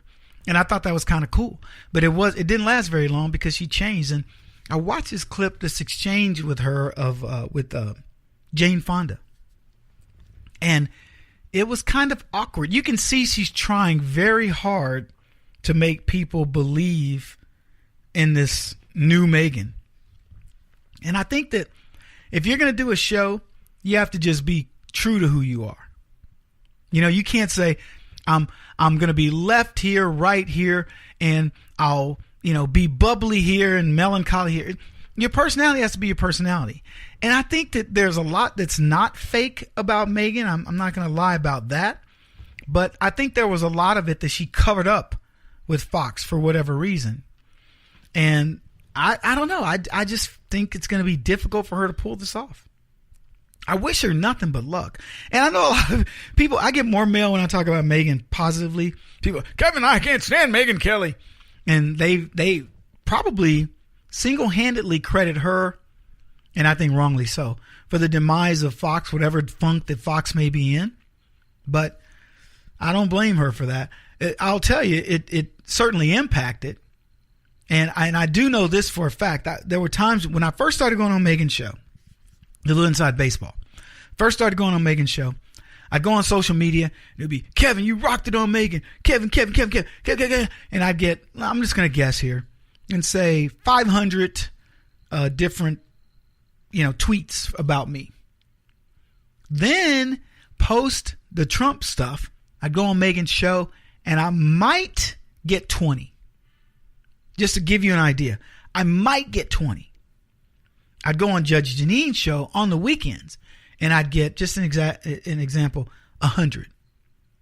So that put it in perspective. I used to get 5 times more anytime I went on Meghan than I went on Judge Jeanine. Then I was getting 5 times less on a daily show, prime time with Fox. And that's when I was like, whoo, if Meghan's people are watching these numbers, they know she's in big trouble. Then I saw this interview about Deborah Messing, who said, this is the Will and Grace folks. And I guess they were having a reunion of sorts. She's been doing like this reunion thing. So it was Redford and Jane Fonda. Can you imagine being a Fox person and now you got to interview 2 of the biggest leftists in Hollywood? And for the record, the only way Meghan's going to do that show is it's lefties. I mean, that's all that is in entertainment. And because the only way it's going to be successful if she's interviewing those types of people. Well, I shouldn't say that. The only way she will try to make it successful is that way. You can make a show successful by interviewing a cross section of people and having a good, vibrant discussion of the issues realistically and as they really occur. But she's not going to do that. So I don't know what's going to happen, but I couldn't imagine. I can't stand Fonda or Robert Redford. So if I were one of these people and they said, this is who you're going to interview, I'd say, yeah, I'm happy. Could I do the job and talk about their movies and try to keep politics out of it? If that's the job, sure. But there'd be a part of me that would be going, this is ridiculous. But she, anyway, back to Deborah Messing. So I didn't read the story, but I saw Deborah Messing said she hates that she had to interview with Megyn Kelly. She wishes, because they're on this publicity tour on the reunion of Will and Grace. And Deborah Messing is such a leftist. She's saying, I couldn't stand having to be interviewed by Megyn Kelly. And I only saw a still picture of it, but you could tell she couldn't stand being interviewed by Megyn Kelly. What's going to happen with Megyn? I don't know. Here's what they said in Yahoo. Daily daytime television is all about establishing a comfy atmosphere where viewers can get to enjoy a warm personality and have a few laughs. By this measure, the premiere of Megyn Kelly Today on Monday morning was no success. Having become a star on Fox News by projecting steely authority, Kelly is now trying to show her softer side, but it manifests itself as intense squishiness. Kelly commenced her new show by delivering a monologue designed to elicit sympathy. She talked about her father's death when she was young. She put herself through law school, how much she loved her mother. To prove this, she pointed to her mother, who was sitting in the audience, and her husband. Her husband, also in the audience, surprised her with roses. Kelly told us that she has a mission to deliver hope and inspiration and optimism and empowerment. The camera moved in for giant close-ups of her face during this open statement. The effect was at once overwhelming and off-putting. Enough, we get it. You don't want us to remember you made your fame pumping up false emergencies about voter fraud or insisting that Santa Claus should be white. So that was the way that this person at Yahoo wrote about her. And then Kelly goes on to say this.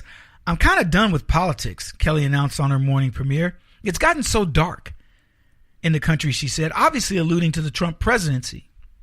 Other daytime talkers like Ellen DeGeneres and Steve Harvey don't have to acknowledge the news world that exists outside of their comfort bubbles. Kelly, however, felt it necessary to give a nod to her own dark past. Given her Fox News past and her status as the object of a couple of Donald Trump's more vulgar insults, clearly she wants to assure her new audience that this will be, as she put it, a Trump-free zone, even though banishing politics from her show may prove to be a denial of her most effective talents as a broadcaster. So as I said, losing who she is, just abandoning who she is because she wants to make this new transition. Anyway, I'd love to hear from you guys if you think Megyn Kelly will be successful, if you caught the show. I haven't caught the show, and I'll be honest with you, I have no interest in it. Not because I'm mad at Megyn Kelly. I'm not. I mean, I think she did some wrong things, but she was always nice to me, and that's the way I judge people. I don't go, well, she's a leftist. I go, no, she was really nice to me. She knew my positions on things, and she was always magnanimous, always willing to help, and quite frankly, helped me build my career. Why am I going to be mad at her? It'd be crazy to be mad at her, but I'd like your opinion. So let's call it. This is the Kevin Jackson Radio Show. Do you owe back taxes to the IRS or state? The secret to avoiding the IRS nightmare is to seek professional representation. My friends at Security Tax Associates provide the most cost-effective and ethical representation in the industry while helping to avoid seizures, levies, and wage garnishments. Security Tax Associates is here to ensure that the appropriate steps are taken to permanently eliminate any possibility of future tax burdens once and for all. For a free, no-obligation consultation, contact Security Tax Associates, 844-779-4177. That's 844-779-4177. 844-779-4177. Or visit them at securitytaxassociates.com.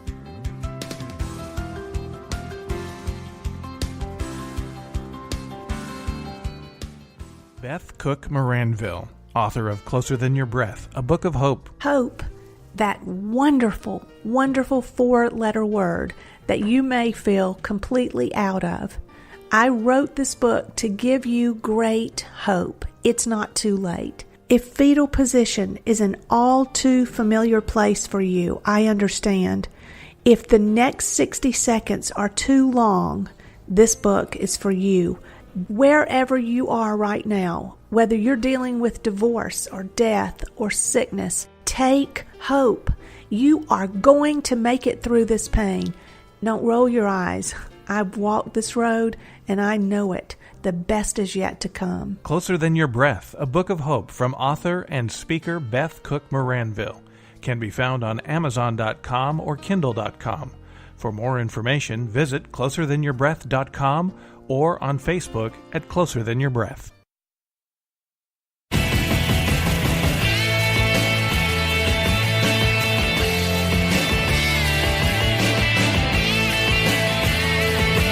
This is the Kevin Jackson Radio Show.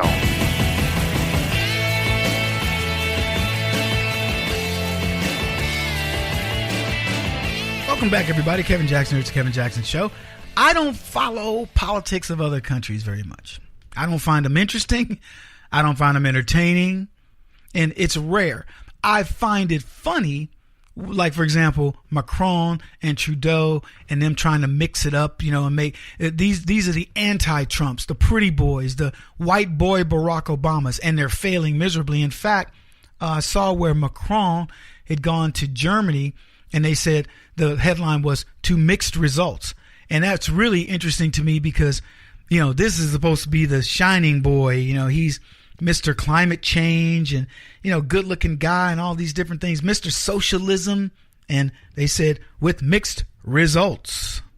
And that's because no matter what's going on in the world, the only place that's really getting it right is America. And Donald Trump's finally righting things in the world. And the world is striking back at the Macrons and the Trudeaus and the Merkels. And all these people that believe socialism works. And so, again, I don't like dealing with these issues. But what I do like is when I see America exporting ourselves yet again. See, we at one point, I think, were influencing the world to look at our system and say, how can we improve this? How do they improve their systems? By looking at what we've done. See, we took all these different constitutions and our guys put them all together and said, here's the best one. And we built one. And the only thing that could ruin it is leftism unchecked. People finding out they can vote themselves money and so on and so forth. Well, that became rampant. And we exported it to a degree during the time of Obama that, quite frankly, is scandalous. Never should have happened. But as it turns out, Germany is starting to get its act together. So was France. I remember when Sarkozy left because he lost to Hollande, because Sarkozy, who was still a socialist, was talking about, we've got to get things put back together here. We've got to start looking at, they call the word they use is austerity. So here's a guy saying we got to be more austere, and he loses. Hollande gets in, and you know what the deal is? He's then austere. So then he's out, and now it's Trudeau, and he's finding out, not Trudeau, Macron, and he's finding out, wait a minute. We can't run like this, because the world is beginning to teach him a lesson. So think about it, everybody. How many countries do you need to watch go broke? How many countries do you need to watch go into hyperinflation? Venezuela, Zimbabwe. You got Greece, Italy, on the ropes. All these countries losing, GDP, can't pay their bills, begging the International Monetary Fund to help them out. Can you please give us a loan so we can loan more money to people not working, and so on and so forth? How many lessons do you need? Seriously. Doesn't work on any level. And the sad part is that, we're sitting here trying to, as Americans, we're telling these guys, look, you can brag about your national health care. It sucks. We know it does. You can brag about your national school system. It sucks. We know it. In fact, I'll tell you about France. National health care, go get on the waiting line. National school, they have the bad schools, and then they have the schools all the French want to get into. The reason why I know I have 4 French interns that came to live with me, they're like my sons. And I know exactly what they had to go through to get into school. And they're like, yeah, I didn't get into the good school. I got into the school that they'll pay for. If you want to get into the good school, you pay. It's like Harvard versus community college. But they pretend, oh, no, my kids, they get their education is paid for, their health care is paid. As long as they aren't really ill, you're fine. Oh, my kid, something minor happened. We will take care of him, bring him in, blah, blah, blah. They fix him. Something major happens. Psst, you better have a rich friend. You better be able to get on a plane, get to America, because you're toast. But they brag about this stuff. All the nationalized stuff. We have amazing infrastructure. We have the metro. We have this, whatever. It's a joke. It's all a ruse to make these people believe they're getting something. The Canadian healthcare system. Oh, in Canada, they always say, Kevin, in Canada, our healthcare is paid for, eh? I'm like, yeah, eh? And why are you coming to America to get your blood analyzed? Well, it'll take me 6 months here, eh? But they'll do it for free if you can wait 6 months. Well, who can wait 6 months? You got leukemia.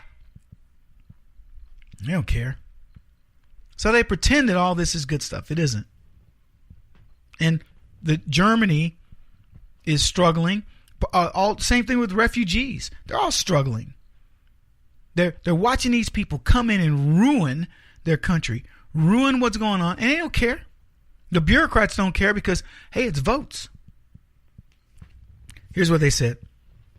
Although somewhat weakened by their worst election showing since 1949, Chancellor Angela Merkel's conservatives remain the largest party and are looking for coalition partners. So keep in mind, conservatives in Europe are liberals. They don't have liberals, but conservatives are liberals. So Merkel is a liberal.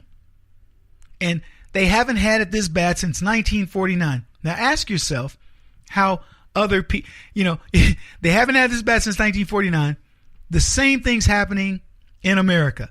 There are places that are going to get rude awakenings. Think about all the records that were broken in the previous election that hadn't been touched since, I don't know, the 60s or the 50s. Donald Trump winning counties that they go, Republicans haven't won these counties since whenever. So Germany Merkel got spanked. And so they have this, all these different special interest government factions. And because her faction got spanked so badly, they got to go look for additional coalition partners. Now, I want you to think about it this way. Think about Antifa partnering with Black Lives Matter, partnering with La Raza, partnering with the Vagina Heads, partnering with, the Baby Seal environmentalist crowd, and on and on and on. Just imagine those people all trying to find this coalition government together versus, and I'm going to let you guys in on what we do, we as conservatives, versus those who would say, you know what, our core values are limited government, free markets, and accountability. Accountability in our government, true representation of the American people. That's what galvanizes us. Can you imagine? So that's what we're about. And they say, no, I think with my vagina. The other one goes, no, I think with my, I'm anti-war. Or I'm, Black Lives Matter. I look at my skin color. Or I just don't like the government on the other side. Or whatever it is. So you got all these groups, no common core, no nothing. The only thread that barely holds them all together is just their hatred of you. Why do they hate you so much? I've told you this, but I know you probably forgot this in the quiz. They hate you because they don't feel like they can live up to you. They're jealous of you in many ways, and that jealousy manifests itself in hatred of you. That's how sad it is. Anyway, got to take a short break. We'll be back.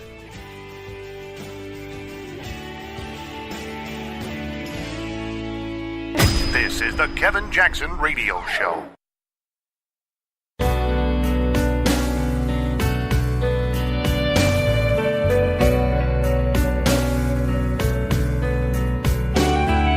This is the Kevin Jackson Radio Show. All right, everybody, welcome back. Kevin Jackson here. Story about a guy who died. That's right, a guy who died. And there are those of us who might go, well, he died under some very interesting circumstances. Because he did. He did indeed. He died maybe because he knew the Clintons. I don't know. Maybe because he knew Barack Obama's secrets. But it's a funny story. Not funny, because a guy does end up dying. And his brother's name is J.J. Horner. I don't know if that has anything to do with the story in and of itself, but I just find it interesting that a guy who is supposed to be the purveyor of fake news dies under these circumstances. So let me just kind of give you an idea of what's going on here. According to Fox News, 38-year-old, what's his name? Mark? No, anyway, I know it's Horner. He died in his room. He lives in Phoenix, and he died in his bedroom at the age of 38 years old. Maricopa County Sheriff's Office spokesman Mark Casey discovered Paul Horner in his bed. Casey said the Maricopa County medical examiner performed an autopsy which showed there were no signs of foul play. So Hillary was good. He said Horner had a history of prescription drug abuse, and that evidence at the scene suggested this could be an accidental overdose. Horner was known for writing false stories and disseminating internet hoaxes that often went viral on Facebook and hoodwinked thousands of people. And I love the next paragraph because they tell you some of the stories that he hoodwinked people on. Now, here's what they say. They included a false story claiming President Barack Obama was gay and a radical Muslim, and another saying protesters were being paid thousands of dollars to demonstrate at Trump campaign rallies. Now, I'm going to stop it there. and just let you marinate in that thought for a minute. Obama's gay, and people were paid a lot of money to be at Trump campaign rallies. Now, I don't know if your revelation was the same as mine, like, oh, so you think Obama isn't gay? Yeah, right, whatever. I know Google's done a lot to protect Barack Obama. There's a video of Barack Obama where he says, with Michelle next to him, that if he's elected presidency, he knows that it's going to mean his life is effectively over. His personal life is over, and he starts working for the people. And I just remember, I got to find that video because I wanted to find it and use it in some stuff. And you can't find it. I've looked high and low. I've Googled every combination. Michelle and Barack discussed the presidency, discussing things. You can't find it. So Google will help them scrub, a lot of stuff. And they've done what they can to scrub the gaiety off of Obama. But why? We live in different times. Gay is completely acceptable. And regardless of Obama's propensity for men and being well documented, who cares? But the Huffington, and for the writer, it said this guy was writing a hoax story. The Huffington Post had the story of Barack Obama and being gay. A woman who claims to have been a classmate delivered some bizarre claims about President Obama in an interview. As Right Wing Watch first reported, Mia Marie Pope told right-wing preacher James David Manning, that she believes that Obama was not only active within the gay community, but also was a heavy cocaine user during his years in Hawaii. He always portrayed himself as a foreign student, Pope said. Girls were never anything that he was ever interested in. He would get with these older white gay men. This is how we just pretty much had the impression that this was how he was procuring his cocaine. So that and the idea, here's the thing that really kind of sealed the deal for me. Look, I get Barack Obama saying, we're going to treat all Americans the same. Gay people have rights, blah, blah, blah. I get it. But Barack Obama took it to a level that you just go, really? This guy made gay issues. If there's a legacy, that's what it is. He's made gay issues just front to the forefront. And to the point where you'd have to be at least a little bit, suspect on why so much time on this issue. He believed at one point marriage was between a man and a woman, and suddenly he changed. We know he's got a, paramour, Reggie Love. I mean, Barack Obama's that dude that that is on the DL. But again, I don't care if Barack Obama come out and says, there's rumors of my presidency that, I from time to time partake of men. And of course, I work on a lot of gay issues. Well, I just want to be clear. At one point during college, I was bisexual. Now, I wouldn't care. Van Jones said Barack Obama could admit he was gay during the campaign at one point and said it wouldn't have mattered. And I agree. Now, it doesn't mean I condone it. I'm just saying, I don't really. That's not. He might as well have been gay because he legislated on gays the way, a gay man would have. That's why I said I was suspect. Now, with respect to paid rally goers, I don't need a report of any kind on this issue. I do know what I saw in terms of these ads that were being taken out, but even that's not proof. But I'll tell you what is proof. When you talk to people. So I happened to be at a rally in St. Louis, and not a rally, it was a protest. And it was on the heels of Michael Brown's death. I don't remember how far along, but it wasn't like the day after or anything like that. But I was interviewing, it had to be at least 3 years ago, because I wasn't with Fox. I was interviewing with CNN in the quad angle, they call it Keener Plaza. But I was at the plaza filming in front of everybody, and they brought in all these different groups of protesters, and they weren't talking to one another. Well, I took a break, went to TGI Fridays, and struck up a conversation with a black dude, with more than him, but this one guy in particular I'm talking about. And I said to him, So everybody black that's out there, they thought was protesting on behalf of whatever it was. But I said, so what brought you to, I said, where you from? And he said, Chicago. I said, what brought you to town? He says, man, they just called me, told me, you need to get up there, get up to St. Louis. You're going to be marching. And I said, so do you know what the call? He goes, that honestly doesn't really matter. He goes, I'm just here, man. I'm supposed to be here. I'm supporting the cause. And I go, well, what's the cause? Well, I mean, it's oppression and so he gives me talking points that have nothing to do with Ferguson per se. Because Ferguson was hot. It wasn't like he had to dig it up and go, I don't know, man, it was like this thing that had, it's Ferguson. But he had nothing. And I said, so let me get this straight. You're paid. He goes, yeah. He goes, they just called me, they tell me be at this place and, meet at the rendezvous point. They pick us up, they drive us up here, etc. We're here for a couple days and then I'm out to the next deal. And I was floored. And he really didn't know, what he was doing. And I thought, God, and I don't know how much money he made. So that was inside. Then I go back outside and there was a group of people, can't describe it, but they were on the right side of the park. And you could tell they were distinctly different than the other groups. They were all kind of cliquish and sticking together. And I'd say there were 30 of them. So I went over and I said, hey, what group are you guys with? And of course they think, we're with the, blah, blah, blah, members of America, whatever. And I go, oh, cool. So where are you guys from? Different places. I'm from Phoenix. I'm from, Tennessee. I'm from, New York, whatever. And I go, so how'd you guys rendezvous? Well, they just tell us where to meet. And then one guy said, yeah, man, he's a white dude. He goes, yeah, man, we go all over the country.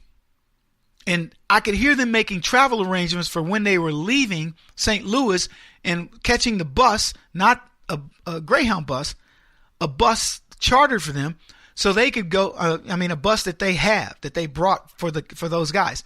And they were going to the next location. And I can also tell you, they stunk to high heaven.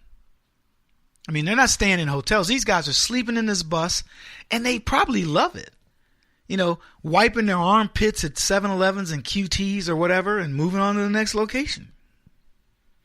So this guy who's supposed to be a fake news dude, he's telling about, fake. They say, yeah, he's most noted for writing the stories about Barack Obama being gay and then paying to be at Trump rallies. And those two stories are true. What's he talking about? So that's what got me to looking at this and saying, was this guy really writing fake news? And did he really die of his own accord? This guy is writing real news. And they're saying, oh, no, he's just a jokester. Really? His brother says, I think there was a lot of genius behind a lot of his work, was pushing ideas that either people wanted to believe or thought was possible. Or it was actually true. He fooled, whatever he was fooling people on, he was fooling leftists too. I think this guy, I'm not going to say he was off, but who knows? Kevin Jackson on the Black Sphere Radio Network. Do you owe back taxes to the IRS or state? The secret to avoiding the IRS nightmare is to seek professional representation. My friends at Security Tax Associates provide the most cost-effective and ethical representation in the industry while helping to avoid seizures, levies, and wage garnishments. Security Tax Associates is here to ensure that the appropriate steps are taken to permanently eliminate any possibility of future tax burdens once and for all. For a free, no-obligation consultation, contact Security Tax Associates, 844-779-4177. That's 844-779-4177. 844-779-4177. Or visit them at securitytaxassociates.com.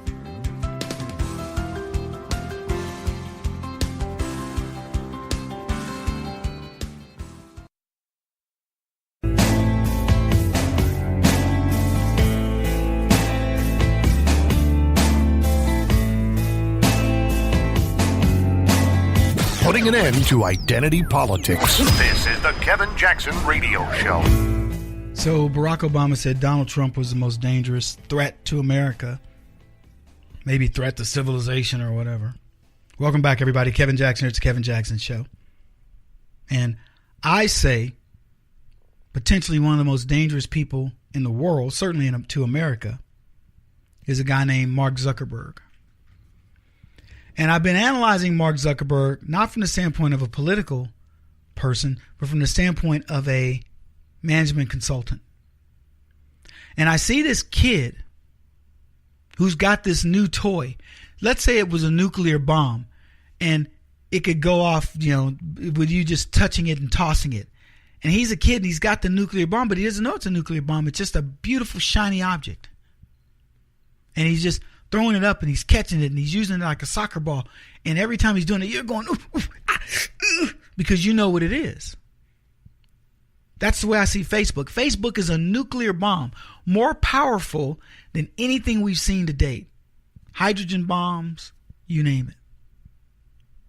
Tell me anybody who's able to gather 1.5 billion people together, and his goal is to gather 3.5 billion soon.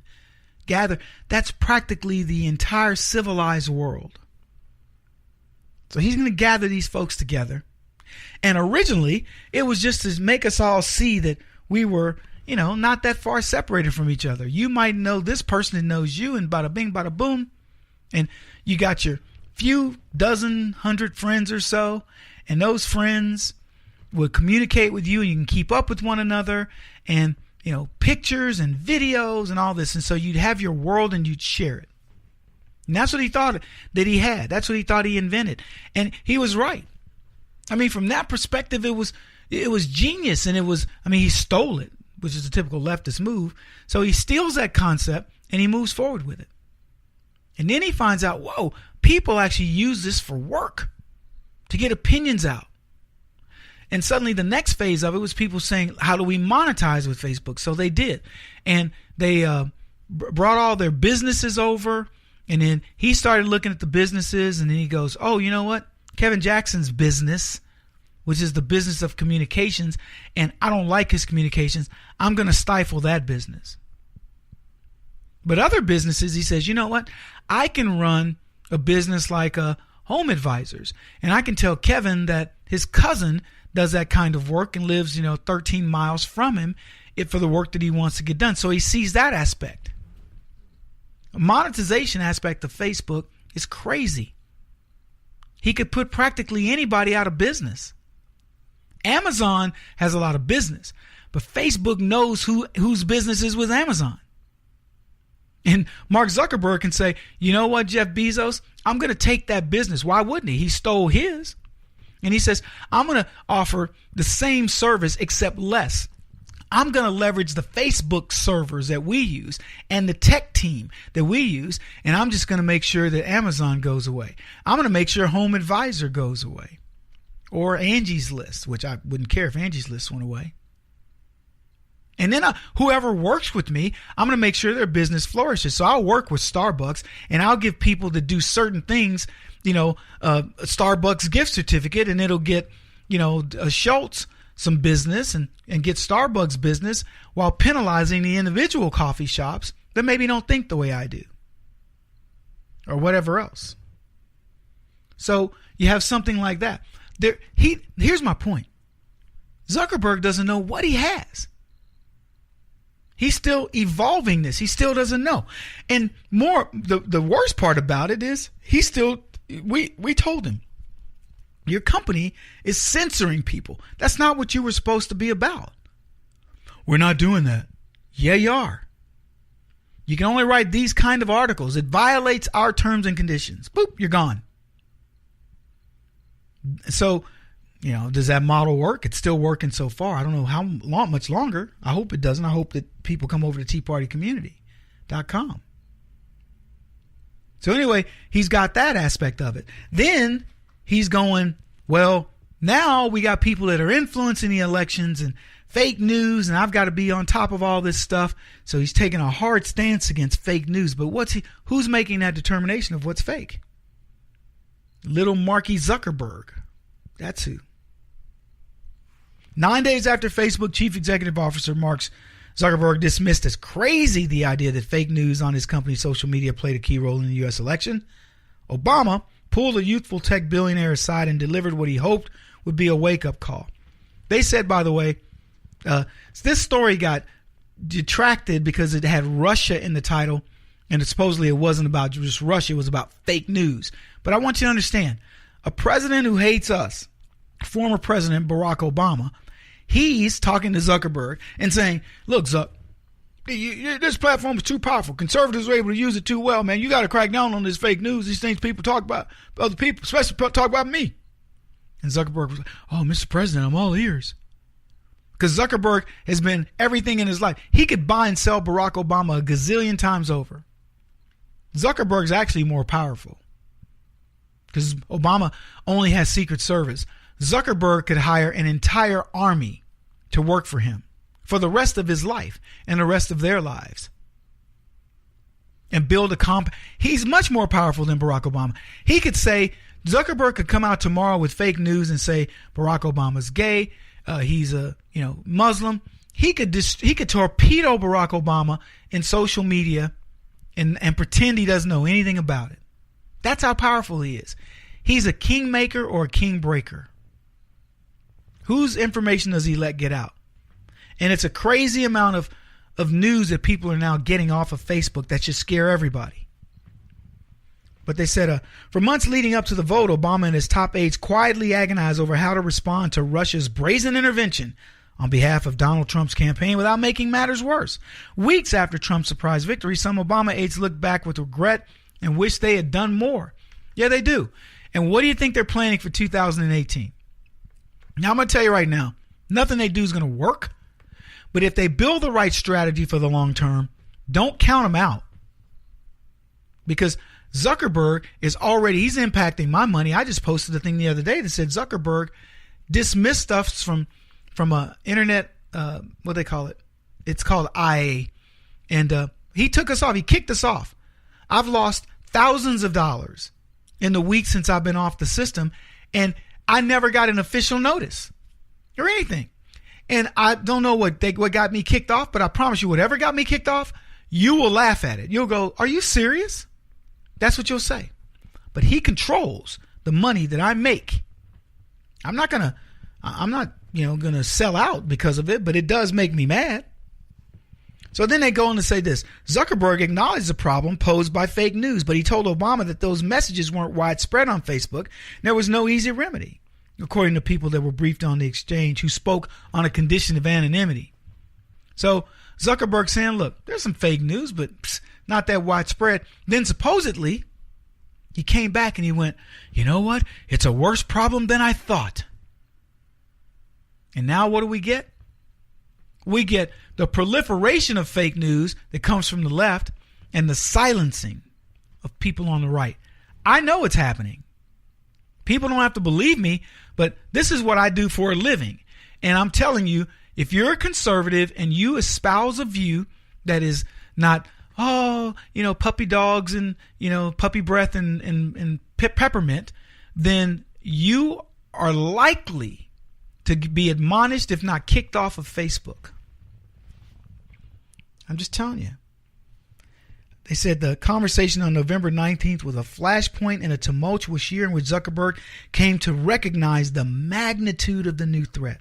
A coordinated assault on the U.S. election by a shadowy foreign force that exploited the social media network he created. And they're talking about $100,000 invested over 3 years in Facebook. That's what they say thwarted our election process. Not Barack Obama spying on FISA, using FISA and gathering data from Google, Facebook, and all these other social media sites so they could spy on Trump and his surrogates. That had no impact. Hillary Clinton talking with foreign leaders who said, she claims, that they wanted her to be president, and who knows what they did, because we don't know what their didn't get any emails, and you can bet Zuckerberg didn't turn any data over, and if he did, the NSA ignored it. Like the U.S. government, folks, Facebook didn't foresee the wave of disinformation that was coming and the political pressure that followed. That's what these people wrote. The company then grappled with a series of hard choices. designed to shore up its own systems without impinging on free discourse for its users around the world. Right. One outcome of those efforts was Zuckerberg's admission that Facebook has indeed been manipulated. And now he's vowed to work on it. So what I'm telling you folks, he's going to work on it all right, and it won't be in our favor. You can bet on that. He won't stop until he's the top-rated radio talk show host in America. What kind of weird competitive freak are you? This is the Kevin Jackson Radio Show.